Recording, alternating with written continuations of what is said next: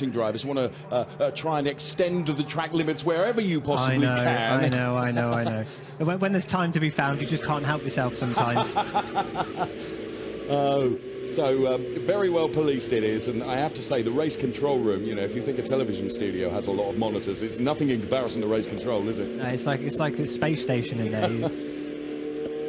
So there, the tension, of course, in the garages of all the teams that have their drivers racing here. Jean-Claude Sarda from pole position, then Vladimir Hladek alongside, then it's Manuela Gosner and von Skeltermar. We're on board with Alexander Nussbaumer, who's the best of the AM drivers, actually going from P6, but he's the best of those AM drivers. One of the challenges that's going to be for these drivers, James, surely is if you're in the middle of the pack, it's the spray that's going to come off the back of the car ahead of you.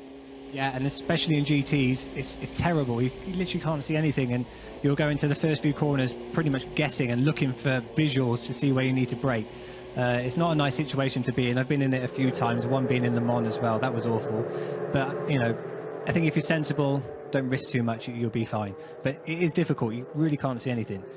The other thing we have to explain, of course, is these are, you know, in many cases, gentlemen or lady drivers, aren't they? They're unlike yourself, professional racing drivers, and they're racing primarily for enjoyment and for fun and delivering us great entertainment as well. So perhaps don't have the full gamut of experience that, you know, for example, someone like you would have. No, of course not, but I'm watching these guys and they're on the limit, you know. They're throwing the cars around, they're quick, and it's good to watch. So yes, they are customers, but they're good drivers. By far, they're not amateurs in my eyes. They're good drivers. I was explaining earlier on to a colleague that, you know, a lot of these drivers have come through the route, perhaps, of doing the driving courses at Maranello and, you know, through the whole Corsa Clienti program. And, you know, you have to have some ability. You know, it's not just anyone that can be in one of these cars, James. Of course, I mean, these are race cars, these ones, and they're difficult to drive. They're not easy, and especially in these sort of conditions. Obviously, they've got ABS, good traction control and things like that, which is good, but it's still very, very difficult to drive. I've only ever driven one once, actually, and found it more difficult than my really? GT car. Yeah, because it moves around, it's got more power. Yes. So. Wow. So there we are. You hear it from the horse's mouth then. You know, they're not... Now, what's happening now is the safety car, presumably, James, the safety car driver has been told by race control to up the pace a bit, so it's beginning to generate a little bit more temperature into those tyres, and also getting the drivers up to a higher speed on this safety car lap, perhaps in preparation for the safety car coming in, perhaps at the end of this lap, or maybe they'll put it out for one more time, but they do gradually increase the pace. Is that correct? Yeah, that tends to happen, and you always know when the safety car accelerates in front that it's more than likely that the light's going to go off. But you never know. The track looks okay to me, so I guess we'll be starting shortly. Okay. So Alexander Nussbaumer then, who we were on board with then, we are looking back from the Jean-Claude Sarda car, looking at the von Skeltermar car at the moment. And Jean-Claude Sarda then, who put that on pole position, which means it's the Vladimir Hladek car that we're going to be looking at through the rear camera of Jean-Claude Sarda, who spoke very, very well when he was describing his pole position. And there you can see from that camera angle and that particular camera, there is still plenty of water around. The lights are still on the safety car. I don't know at what point around the lap the lights would go out necessarily, but certainly there's no messages on our timing screen to say safety car is coming in this lap. So I wonder whether a part of this is actually going to be to try and dissipate some of the surface water as well, James, with this relatively slow running during these safety car laps. Could be, and I can see from the window it's started to spit with rain again. So I don't know what they're going to do. Hopefully we can get some racing. We'll see. It doesn't look too bad to me though. Right. Well, of course, it is race control that make that decision, and safety car is coming in this lap. So lights will go out on the safety car, and we will get to race action. We'll have a few words from James Collado right at the start of the race. Then he's got to rush off to his official race control duties, I say. Safety car coming in this lap, as you can see on the screen, and jumping into the hot seat alongside me will be Callum Eilert. So we're on board with the Hublot safety car then. And just taking a look at the Corinna and Manu pit boards. Manu, of course, for Manuela Gosner. Yeah, okay. No, please. Okay. And So will this... Is this different, James, to a safety car intervention during the race, in that it will be Jean-Claude Sarda, presumably, that will control the pace of the rolling lap towards the line? It looks like he's started already. He's done it, yes. Off. He's off. Well, that answered that question. Oh, and he spun. That was a mistake early on, and of course... Worst time to spin, because you've got to wait for everyone to come around the corner. Oh, don't! Yeah, be careful. There's not going to be a gap for him to go through. But he's reversing. Oh, well, that was... I think that was... hopefully avoided. So Vladimir Hladik then has inherited the lead straight away, because before the cars really had been released, as you could see, Jean-Claude Sarda went around. So let's see it again, and that was just a big slide early on, James. Yeah, maybe a little bit too keen to get on the throttle there. I mean, that was early to set off, but just looks like there's no grip. I mean, maybe got caught out by rear temps, something like that, but unlucky, really unlucky.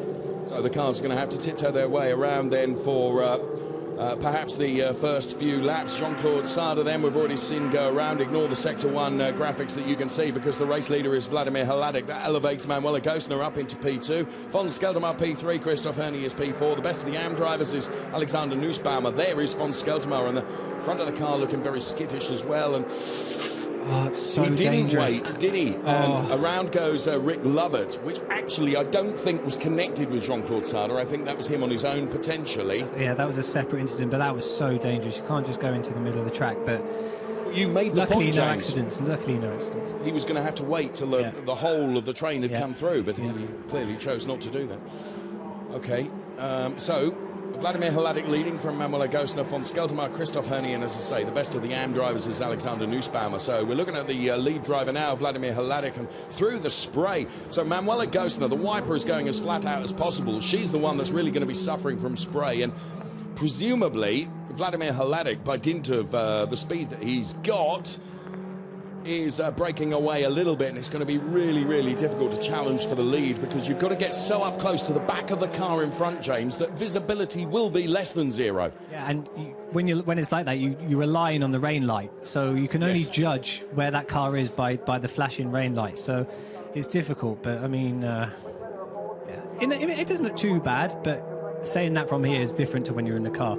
Of course it is. So Alexander Nussbaumer then, leader of the AM category in the all-red 136 car. The rain light on there. You can see the back end just stepping out a little bit. Let's go on board with Alexander Nussbaumer now. Hard at work in the office there. And down through the gears, you can see the gear shift and the indicator on the dashboard there as he takes just a little bit of curb. Just being a very, very gentle, probably on the throttle, rather than giving an absolute footfall, on account of the fact that the back end will just step out and end up going around, as we've seen already happen with a couple of the drivers. Discounting the Jean-Claude Sarda spin right at the very, very start of this race, down from 5th into 4th gear now, again taking just a little bit of the curb. You can see how hard the wiper is working. And this is our overall race leader, Vladimir Hladik, who's got some 3.4 seconds over the P2 driver, Manuela Gosner, already.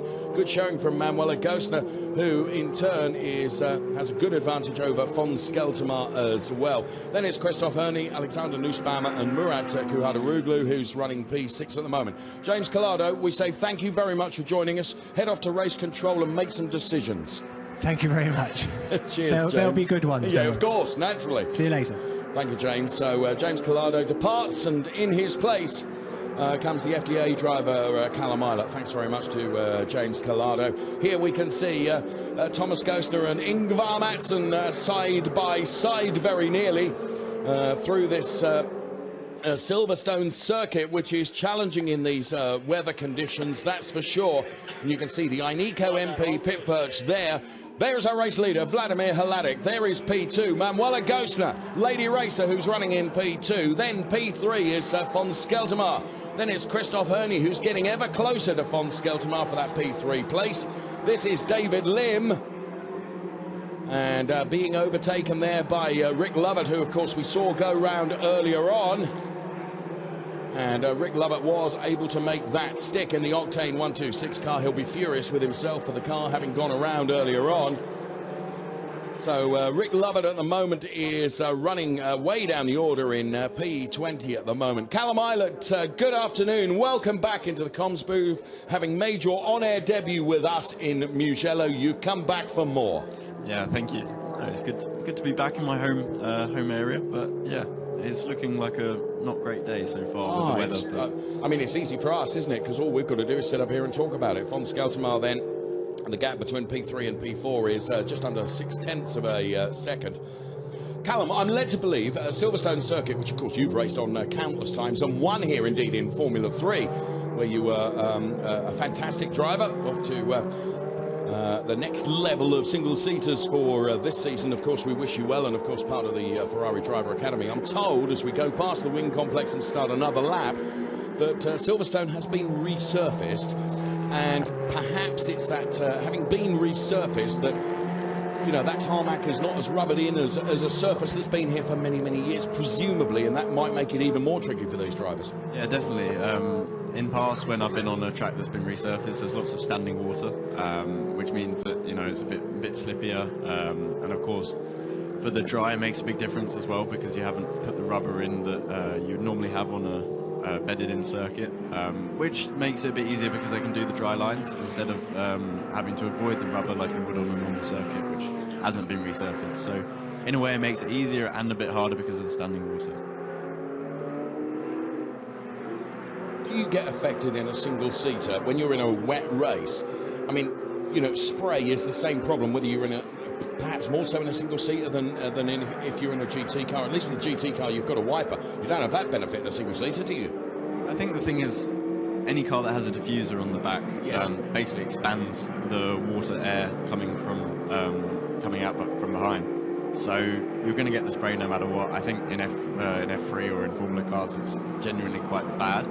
With this, you're able to get the water off you, but also because of the airflow over a Formula car, you never really get much. Oh, that's interesting. Yeah, you never really get much on your helmet. So this, yeah, you need the wiper because it does stick to the car, whereas for us, it doesn't stick to any of our vision. So it's just a spray. Eric Prinot then, who is currently running in P9 at the moment in that 181 car. Vladimir Hladek, Manuela Gosner, Von Skeltermaar, Christoph Herney.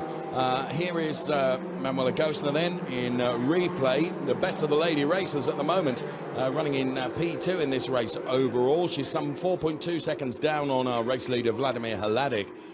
And it's going to be a really, really tough job to get up close and try and make an overtake. So P2 she is, P3 is Von Skeltermaar, but the race leader is Vladimir Hladek.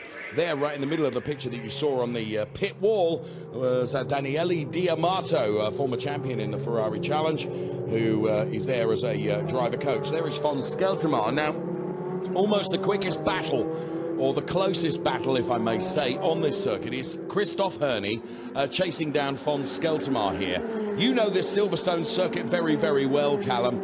Are there places where it's better to try and line up an overtake in wet weather conditions that it's going to be possible? Because he is getting closer. Let's look at the live gap here between Von Skeltermaar and Christoph Herney. And Christoph Herney, incidentally, has just set the fastest lap of anyone with a 2:29.172. So he's on a mission here, and Von's having to make that car pretty wide. The thing about Silverstone is it's a very fast-flowing circuit, normally in the dry.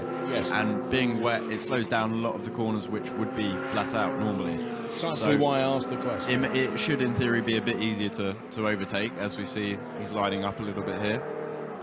But yeah, I mean, it makes it a lot easier to challenge, especially into those corners where you would be doing it flat and now naturally shifting down a couple of gears. Okay.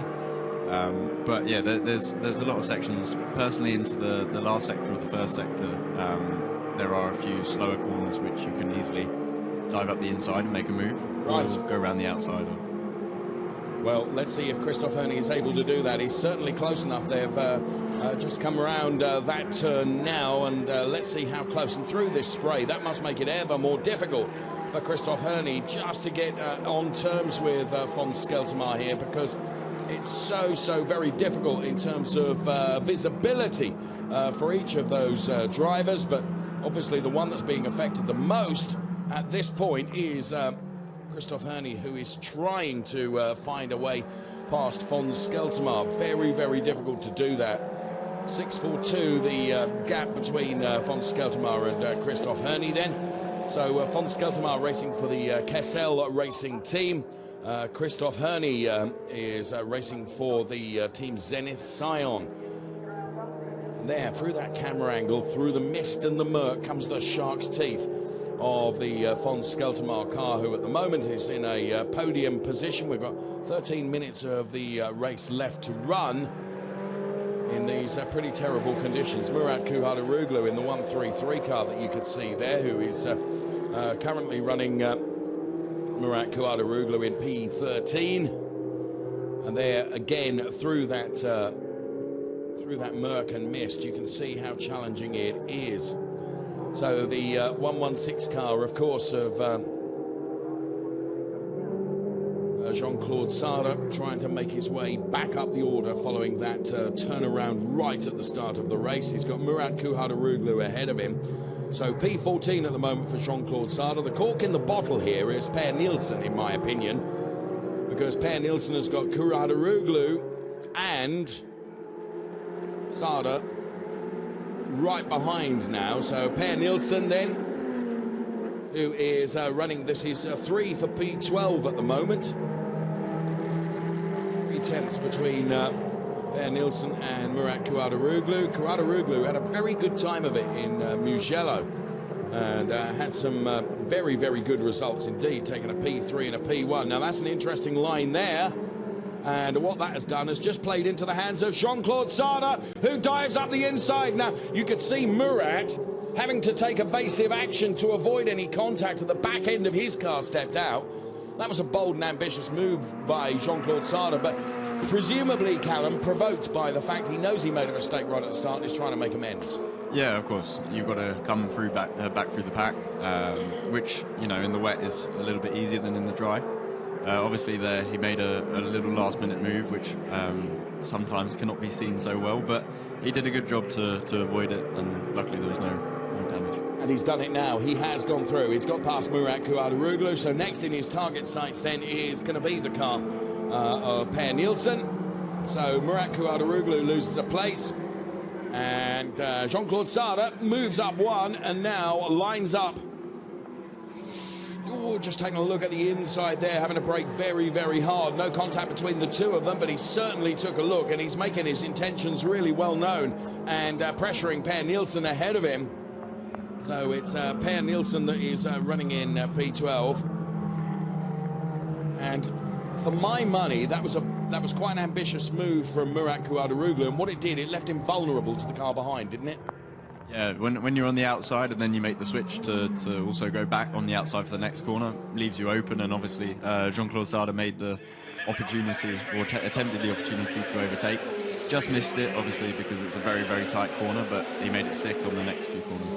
When you're racing, Callum, and you're lining up someone to overtake, does it ever cross your mind the position of the car behind you in terms of making yourself vulnerable to that car as well? Do you ever think about that? I mean, you have tiny milliseconds to make decisions, but do you ever think of, is this going to leave me vulnerable to the car behind? Yeah, if you're planning it, obviously a lot of racing is natural, and you will make an instinctual decision to do something. But if you're planning it, you have to make sure you know where everyone is and where you want to set it up. Normally, I try and do it where I'm least vulnerable if it doesn't work out, and where if I do pass a person, I won't be vulnerable afterwards if they're going to come back at you. So I suppose in racing you do plan everything, and then sometimes there is an opportunity which you just have to take straight away, which I think Jean-Claude Sarda did try and do. Yes. Obviously sometimes it doesn't work, and luckily there was no downfall to that. We thank Callum Eilert for his insight and his introduction of new words to the English language. What was the instinctual? Instinctual. I like that word. Might be in the dictionary somewhere. I think we'll use that again. Okay. Right. Now, interestingly, Manuela Gosner is being really clawed in now by von Skeltermar, in my opinion. Von Skeltermar, who's being buoyed by Christoph Herney, who is in P4, is pushing. Well done, Callum. Instinctual does sit there in the dictionary. See, not only a better driver, but better educated as well, Callum. Yeah, quite. So rub it in a bit more. There is the car that is P4 at the moment. Christoph Herney. Here is our race leader, though, Vladimir Hladik, who's leading by 1.7 seconds over Manuel Agostner. So that leader's come down. Look at von Skelterma, almost on the back of Manuel Agostner now, being almost pushed into that by Christoph Herney from Team Zenith Scion, who's really pushing von Skelterma as well. Not convinced we're going to see necessarily a change for P1, but P2 could be up for grabs here. There's less standing water around. A lot of that water has been dissipated out. Visibility becomes better. And all of a sudden, we have 3 fighting over P2, Callum. Yeah, I think the thing is, when you're down the straight, obviously there's a lot more spray than when you're around the corners. So you can't get the same as close as you can in a slipstream because you really can't see the car in front. So you have to wait until you're around a corner and take a slightly different line to see the position, and then you can make a move. But this is what makes it very difficult, especially on a resurfaced track when there's a lot more spray than normal to find the person in front and make a move. Thanks very much, Callum Eilert, then, who will be making his... he'll be out on track in Barcelona in a couple of weeks' time. That's the first gig for you, isn't it? Yeah, it's been a long wait, but it'll be a good one. Is that difficult as a racing driver? You just want to be out there on a track, don't you? Yeah. And you're only allowed well, the official tests that you're given, so. Right. Manuel Agostner, you're under pressure now. Lady racer from gentleman racer von Skelterma. So von Skelterma is currently P3. And, of course, his pace has been elevated, I think, because he's in that battle with Christoph Herney. And they're both looking very lively indeed. And Manuela Agostner is going to have to really stick her elbows out here over the remaining 6 3/4 minutes of this race to retain that P2 position. We know von Skelterma can be very, very feisty. Those shark's teeth are there for a reason. He's going to bite if he possibly can. Vladimir Hladik has increased his margin at the front. It's up to 2.3 seconds now. And, of course, Manuela Agostner will be slowed now by virtue of the fact she's having to defend from the 2 cars behind, Callum. Yeah, but although I'm watching the sectors and the top 5 are a bit quicker generally in the last few laps than they have been. So I think gradually they're increasing the pace. This is the leader in the AMS, Alexander Nussbaumer, who, interestingly, has just set the fastest Sector 1 of anyone, and he is running in P5 overall. The leader in the Shell category is Vladimir Hladik, as you well know. Christoph Herney, his last lap was fastest of anyone at 2:26.058. 0.58, that was from Christoph Herney. And here's Vladimir Hladik then leading the race. Manuela Agostner continuing to defend hard from von Skelterma and Christoph Herney. Now here in this battle for P2, in my opinion, Callum, Christoph Herney, who's a very, very experienced racer, surely he's going to sit back just a little bit and let von Skelterma do all the work for him. Yeah, I mean, you do wait a little bit, and also they've got 5 minutes remaining. And you want to try and put pressure on the person to possibly make a mistake, but also they'll be trying to put pressure on the person in front. So I think if he waits a little bit more to see if they make any mistakes, there should be an opportunity at the end of the race as well. Okay, heavy braking into village turn 3, then it's the loop, which is turn 4, before the left-hander, which is turn number 5, which is Aintree. So then you're onto the Wellington straight before Brooklands, and then that Brooklands, Luffield and Woodcote brings you into the National Pit straight here at Silverstone. And von Skelterma is going for it here, down the Wellington straight then. Manuela Agostner and von Skelterma almost side by side, but Manuela Agostner with a marginal pace advantage closes the door, or does she? Von Skelterma not quite far enough, was he? But Christoph Herney is trying to buy into this now, allowing these two to fight together. That brings him into the mix. Von Skelterma swaps sides now, and again is just showing his nose to the inside of the Manuela Agostner car as they make their way around the National Pits complex now, down the National Pits straight into the Cops turn, which is turn number 9. And then they'll be heading up towards the Maggots and Beckett's complex before heading out of turn 14, which is Chapel, and then the Hangar Straight, Callum, which again is perhaps somewhere where either von Skelterma or as we see Manuela Agostner's sister Corinna go around in car number 173. just carrying a little bit too much speed, and the back end broke away. So we await the 3. Here comes the race leader. We want to see the 3 for P2 as they make their way onto the hangar straight now.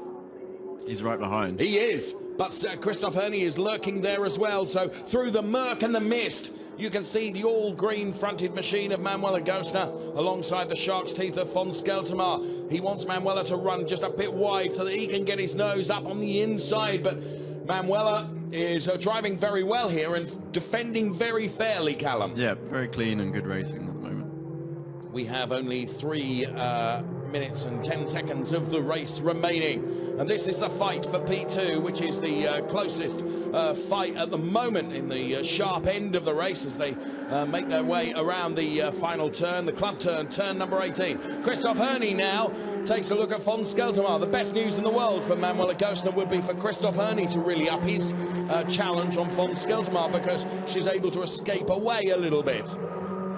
Yeah, you look for any opportunity to build a gap, but at the moment it looks like the pressure's still there. They're still driving slightly different lines, but they seem... Oh, this is where you look for opportunities, but it's not quite there. And I guess that those little, and as you've said, when you're racing, you look for any opportunity, and it has to be a split-second impulsive decision. Perhaps in the wet conditions, you know, it's better to bank a P3 than it is to put the car on the grass, isn't it? Yeah, but you've got to be almost 100% sure and commit to that move if you're going to make it, which means these little opportunities aren't big enough to really commit to it. In fairness, Callum, in your racing career, you've gone for moves as von Skeltermar now. I think he's potentially done enough, because this will give him the inside now. So Manuela Gostner, no! Well, a great response from Manuela Gostner, who just had the momentum and the power by being in the middle part of the track. She was able to carry a bit more speed through and denied von Skeltermar. Sorry, Callum, I was going to say, there have been occasions in the past where you've made those decisions and they've been the wrong one. Yep. You know, and every racing driver has to do that, don't they? Yeah, but it is what it is. You learn from them. Of you course. learn from your mistakes, but yeah, it's how it is. But you do feel bad if they don't work out and they cost you and another person. Yeah, of course. Right. There's going to be this, the remainder of this lap, and I reckon one more before the end of this race. So Manuela Gostner, who sticks her elbows out once again. They make their way down the hangar straight now. Manuela Gostner, P2, P3, von Skeltermar and Christoph Herney, who is P4, who must be getting ever frustrated and is almost saying to Fons, come on, you're going to have a go here or what? This is Laurent Demus then. Laurent Demus there in the number 145 car gets past Per Nielsen.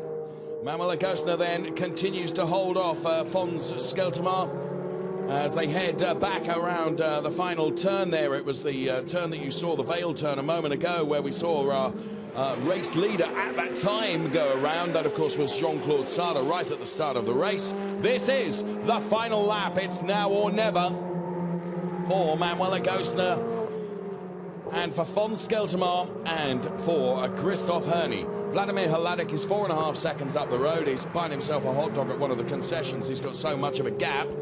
However, for Manuela Gostner, she's done it very, very well every lap thus far in terms of defending against the charge from von Skeltermar. Is he going to lose his patience now and go for one of those moves, Callum? Possibly, but they're both driving defensively, so I think unless there's a real big opportunity, he should stay calm and just take the position, I think. Bank that P3. Well, you're absolutely right, because Christoph Herney is closer now to von Skeltermar than he has been over the last couple of laps. In fact, he's all over the back of von Skeltermar's 488 Challenge car. But at the moment, von Skeltermar is, as you say, defending, but he gets closer to Manuela Gostner now. Is he going to line up, perhaps, potentially, another move down the hangar straight? Is this where you have to start organising and thinking about that? I think the thing is, she always gets very good exits, so yes. It looks like he gains a lot on entry and then always loses on exits, which means coming onto the hangar straight, he needs to get a good exit to have the opportunity to do her into Stowe. But well, we've only got Maggotts and Beckett's to go through before we will see those cars come out onto the hangar straight. And can von Skeltermar get a sufficiently good exit as The rain is beginning to come down a little bit more now, I think it's fair to say. And of course, there are back-marking cars now that are having to be passed. There is our race leader, Vladimir Hladik. Ignore the red car, which is there, because that is a back-marking car, which really might play into this battle now. If Manuela Gosner gets caught behind that, von Skeltermar takes a different line. This back-marker could have made the difference here, because von Skeltermar is at the inside, and Manuela Gosner trying to carry more speed. So von Skeltermar does go through, and that is just experience that made the difference there, isn't it, Callum? Yeah, completely. But also the back marker, you know, you don't have a good enough reference to avoid it in a way. Ironically, it's another lady racer, Agata Smolka, who was gifted effectively a P2 to von Skeltermar, and Vladimir Hladik takes the win from von Skeltermar, who will take P2, Manuela Gosner P3, Christoph Herney P4, and it will be Alexander Nussbaumer, the best of the AM drivers there. So Aggie Smolka, then another lady racer, actually helped out a gentleman there by... I mean, she did nothing wrong, to be fair, you know. It's just I genuinely believe that von Skeltermar just saw that opportunity coming, and again, it was one of those decisions that he just had to take, wasn't it? Yeah, but I think the thing is, you always expect, if you're lapping a car, you expect them to get out of the way at some stage, and of course with the rain and that, it's very hard to see blue flags and that. So to be fair to her, she just drove a line, and I don't think held them up at all, really. No. Just created an opportunity. But P3, I'd still be quite happy with that, to be honest. Of course. Vladimir Hladik, von Skeltermar, Manuela Gosner, the 1, 2, 3 then in the Shell category. In the AM category, it's Alexander Nussbaumer, Ingvar Mattson P2, and Giuseppe Romelli takes P3 in their classes. So a replay then of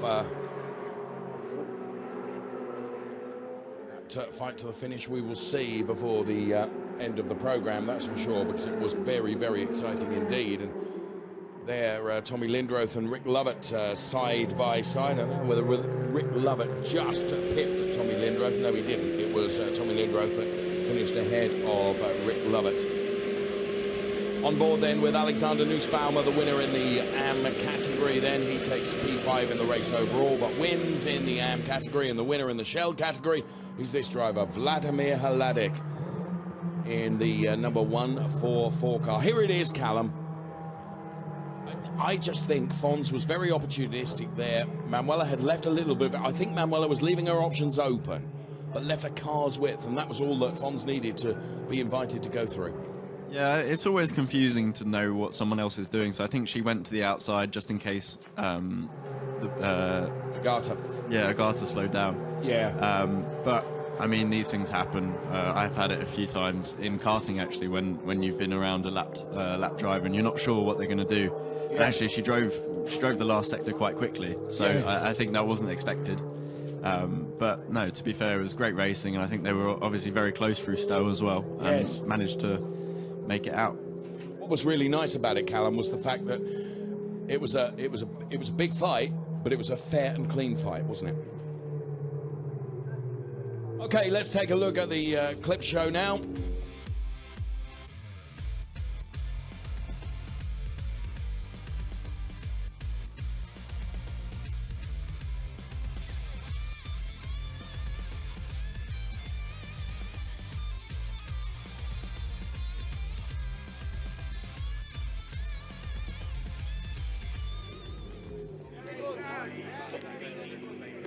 So the reaction down there, and Philip Barron, the first to go and congratulate Vladimir Hladik. Philip Barron, of course, himself a former multi-champion in the Ferrari Challenge.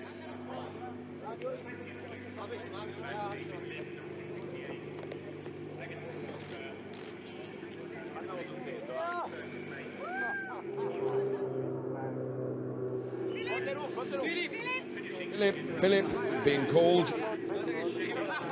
It's interesting, I was speaking to Vladimir Hladik literally moments before the start of the race, and I'd like to think it was my guiding words, Callum, that perhaps... Well, maybe it's your influence. He drove a very good race, so, you know. Callum, I think that might be the first nice thing you've ever said to me. Well, it never worked for me in Formula 3, so... Cheers, chap. Always bring it back down to earth, don't you? There is the Christian Kinch car number 128, and then the 172 car that you can see there is Giuseppe Romelli. There's Alexander Nussbaumer then, the best of the AM drivers. He finishes P1 for Formula Racing. Well done to Alexander Nussbaumer. Ingvar Madsen taking a P2 in class as well. And it'll be Giuseppe Romelli that will be joining them on the podium as the rest of the cars make their way into the Parc Fermé area.